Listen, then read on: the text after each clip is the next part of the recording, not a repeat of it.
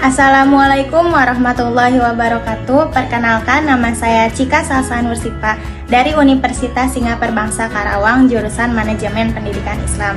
Di sini saya ingin menjalankan tugas mata kuliah Pendidikan Kewarganegaraan untuk mewawancarai masyarakat secara umum tentang persepsi Pancasila dan nilai-nilai Pancasila.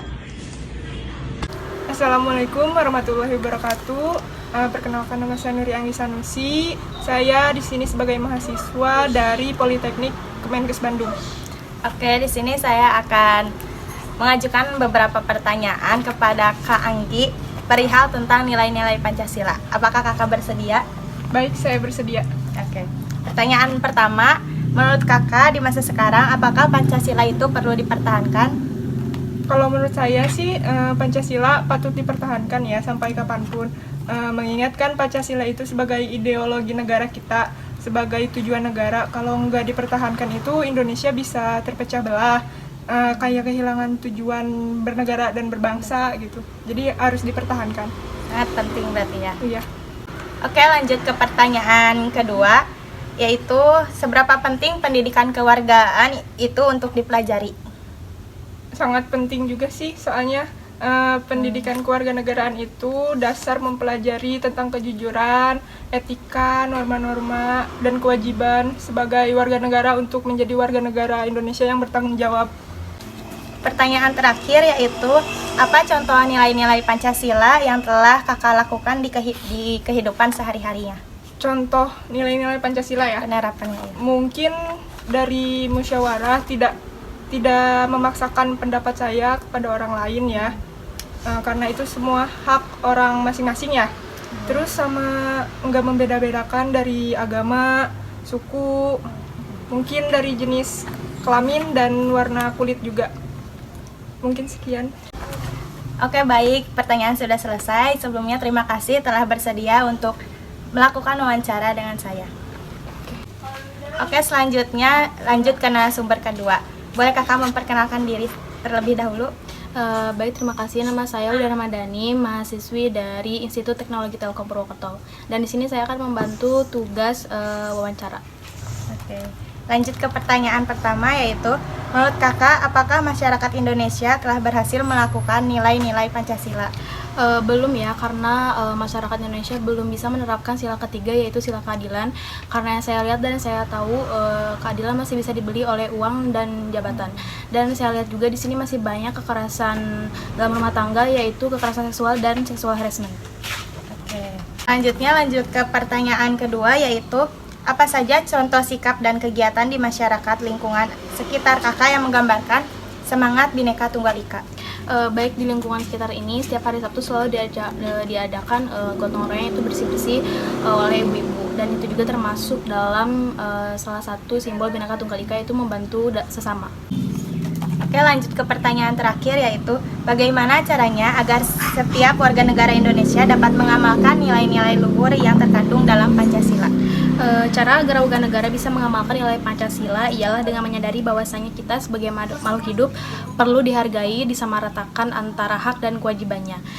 Jika kita sudah sadar, maka kita akan tahu pentingnya nilai-nilai Pancasila dalam kehidupan sehari-hari. Terima kasih. Ya, terima kasih telah membantu tugas saya dan bersedia untuk diwawancarai. Oke, selanjutnya lanjut ke narasumber ketiga. Untuk kakak di sebelah saya, dipersilahkan untuk memperkenalkan diri.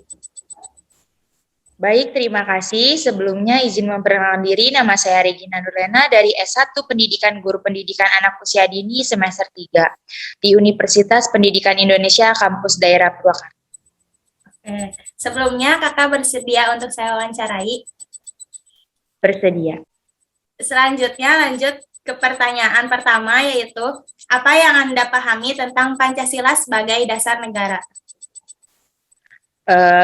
Menurut saya Pancasila sebagai dasar negara artinya menjadi sumber atau landasan serta berfungsi secara konstitutif dan regulatif dalam penyusunan hukum-hukum yang berlaku di Indonesia.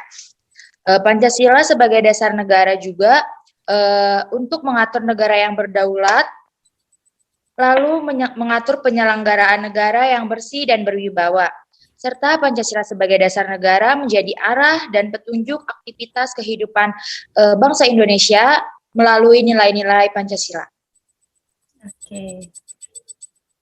Lanjut ke pertanyaan selanjutnya, yaitu apa saja contoh kegiatan dari masyarakat di lingkungan Anda yang dapat menggambarkan semangat rasa cinta tanah air dan rasa kebanggaan sebagai bangsa Indonesia? Yang terdapat dalam masyarakat, yang pertama adalah gotong royong, lalu memupuk rasa patriotisme dalam kehidupan sehari-hari, yaitu contohnya tadi bergotong royong, tidak main hakim sendiri, lalu mengikuti upacara dengan hikmat, itu contoh dari siswa yang ada di lingkungan saya. Lalu menuntut ilmu yang rajin juga, itu juga termasuk. Lalu berusaha menaati hukum dan norma yang berlaku dalam masyarakat, serta menjaga kebersihan dan barang-barang yang ada di dalam lingkungan masyarakat sendiri. Selanjutnya pertanyaan yang terakhir, yaitu di lingkungan Anda, apakah masih ada kehidupan yang adil dan beradab?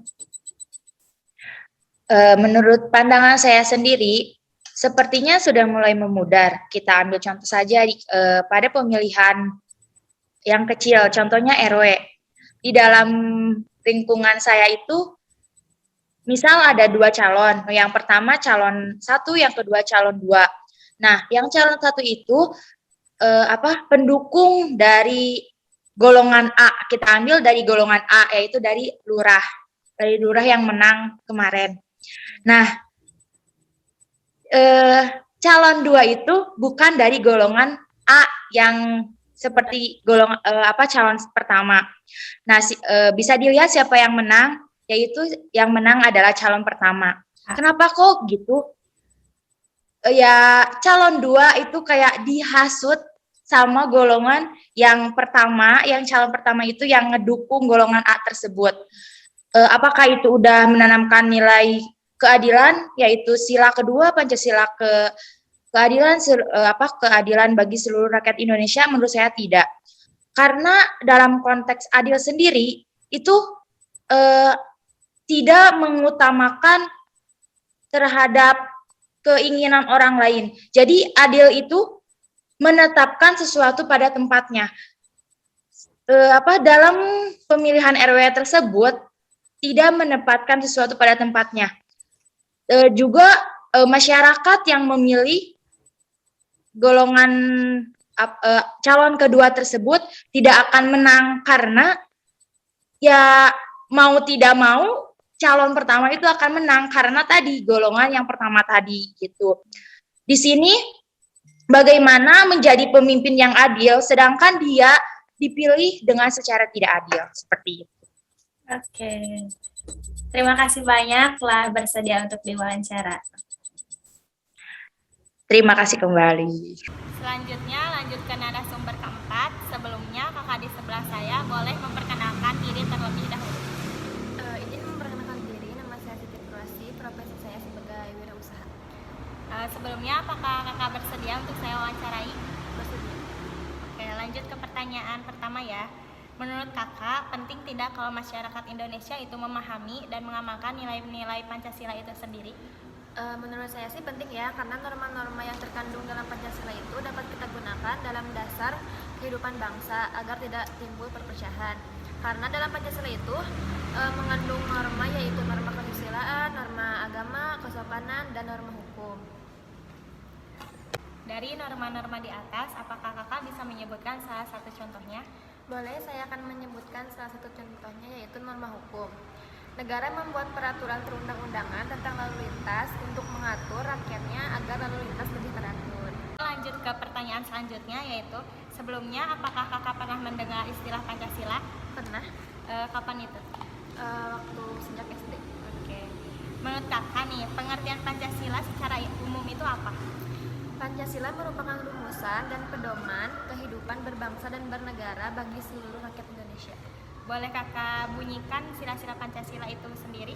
Boleh. Yang pertama, ketuhanan yang Maha Esa. 2, kemanusiaan yang adil dan beradab. 3. Persatuan Indonesia.